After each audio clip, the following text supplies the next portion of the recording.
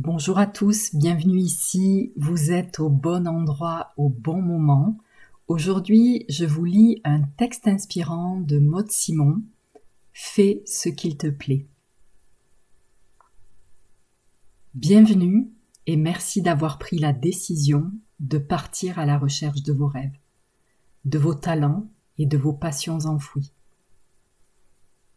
Je vous remercie parce que ne pas développer votre potentiel, ne pas réaliser vos rêves, ne pas faire ce que vous aimez, c'est une perte terrible pour vous, mais aussi pour le monde, parce que le monde a besoin des dons de chacun, des vôtres comme des miens.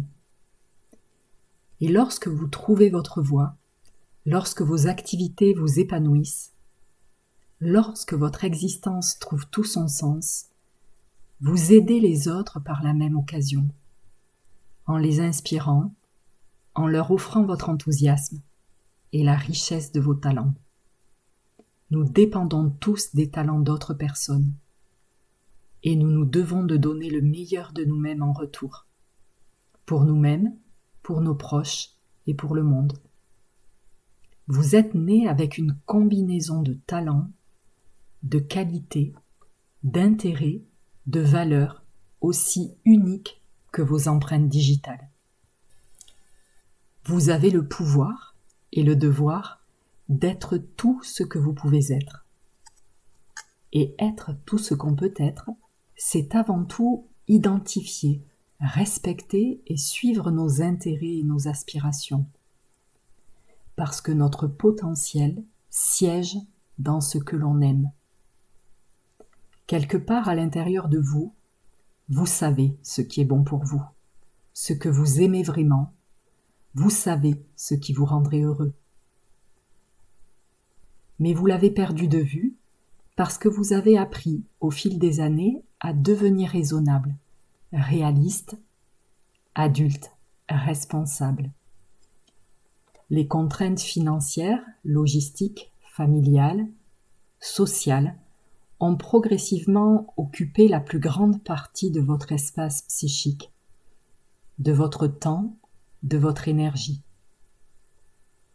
Les nombreux aléas de la vie quotidienne ont petit à petit phagocyté votre clairvoyance, votre intuition, brouillé votre capacité à savoir ce qui est bon pour vous, ce dont vous avez vraiment besoin, ce qui vous anime, ce qui vous transporte, ce qui vous entraîne, ce qui vous passionne.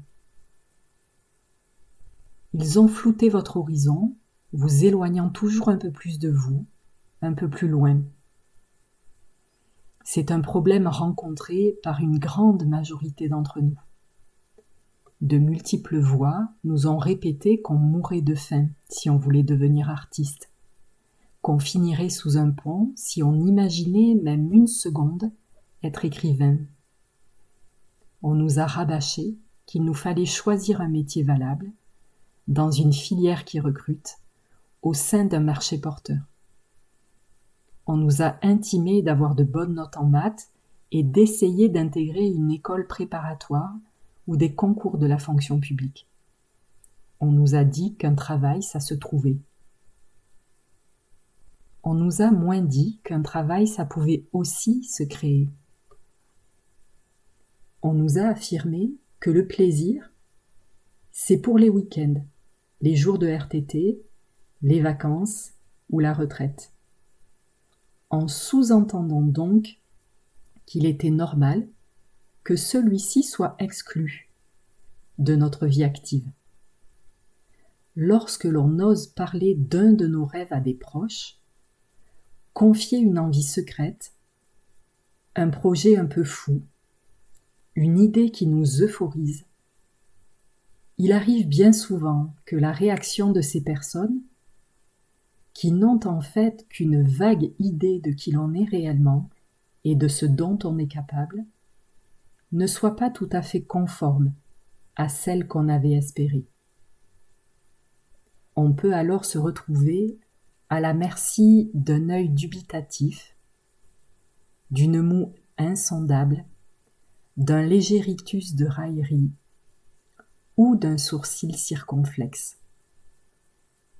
Le pire étant lorsque des mots ironiques et décourageants viennent compléter l'ensemble, vous laissant tout sonner sur le carreau avec cette sensation d'être dingue, naïf, stupide, au milieu de vos rêves réduits en poussière en moins de 10 secondes.